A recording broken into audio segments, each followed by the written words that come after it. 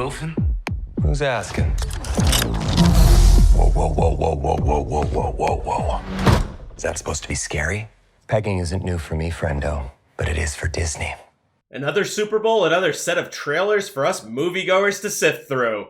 As we all sat and diligently waited for a Travis Kelce proposal to Taylor Swift, we were treated to a whole slew of trailers, most of which we already saw. I guess the NFL didn't want to have another controversy with a player taking a knee, and the trailers were our consolation prize. But there was one trailer that we saw that we were eagerly awaiting, the Deadpool 3 trailer, or Deadpool and Wolverine as it will be named. But can the movie save the MCU? How can it possibly save Disney too? Join me, dear viewer, as I dive back into the dumpster fire that is Disney's Marvel. After years of getting 2 to 3 Marvel movies released every year for a decade, we're finally seeing a slowdown. The big pause of the MCU is widely apparent in 2024. The last few years have not been kind to Disney's Marvel. Phases 4 and 5 have been utter disasters with flop after disappointing flop. I can't even count how many movies have performed disastrously in theaters.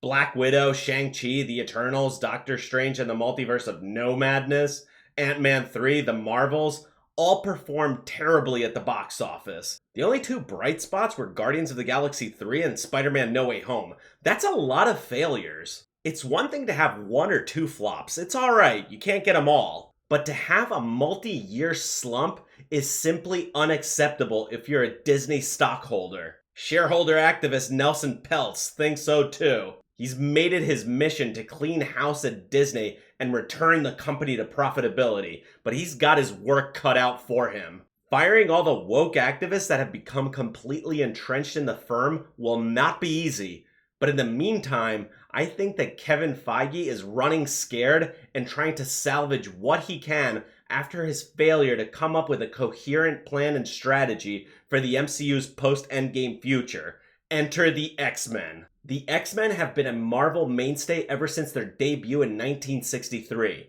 They had a couple of big hits in the early 2000s, with the first ever live-action adaptations by Fox. Disney's acquisition of Fox, though, was seen as a boon for the MCU.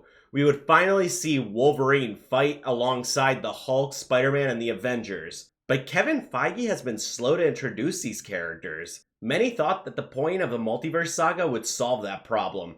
But with the debacle that was Jonathan Majors, Marvel needed to quickly pivot to save what they could, and they decided to use Loki and Deadpool to do it. As we saw in the Deadpool and Wolverine trailer, Marvel is going hard into the Loki TVA story. We're basically married to this story thread at this point, regardless of how dumb and convoluted it is. But I do see a pattern emerging. Having watched the dreadfully awful Loki series, I see one theme emerging with this whole sacred timeline story. I think that Kevin Feige, instead of carefully and methodically weaving in mutants and the X-Men into the current MCU, will try to just merge all timelines into a single universe. This is a terrible strategy because it will be so convoluted with so many new plot holes introduced that viewers will all but tune out. If Deadpool does indeed manage to prune the variant timelines all down into one super reality, we'll have to contend with a whole Pandora's box of storyline problems. Like, when did Magneto form the Brotherhood we saw in the original 2000 X-Men film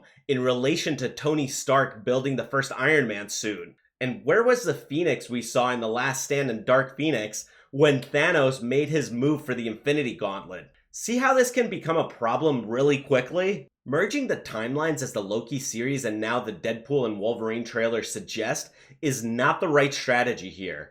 For this to work, you'd have to have really good writers and excellent strategists seeing everything through. But Disney doesn't have good writers, and Kevin Feige turned out to be a very mediocre strategist given his handling of phases 4 and 5. For Disney, there's no feasible way to pull this off, even with the big pause. It seems like we've reached the end of what is possible with the MCU. Disney finds itself in this situation because of terrible planning, strategy, and execution. In order to make their BlackRock mandated ESG scores, they doubled down on the MCU and embraced the message, which ultimately turned off most viewers. Disney tried to cater to an audience that didn't exist. Comic book movies have always been geared to appeal to male audiences. Chicks simply aren't interested, and you can't make them be interested forcefully. You just can't create demand where there is none. Based on the trailer we saw at the Super Bowl, do I think that Deadpool and Wolverine will be a bad movie? Probably not. Ryan Reynolds is a fine actor and a very charming, funny guy.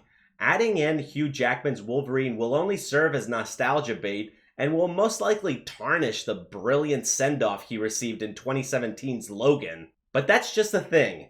Disney wants to milk everything out of a franchise, even past its expiration date. What franchise will Disney ruin next? I don't know, man. They've pretty much destroyed everything they ever came into contact with. I truly do think that Nelson Peltz and Elon Musk are the last hope for this dying shell of a company. But what do you guys think of all this? Will Deadpool and Wolverine be able to fix everything wrong with the MCU? Or will this be just another one-off good movie like Guardians 3 and No Way Home?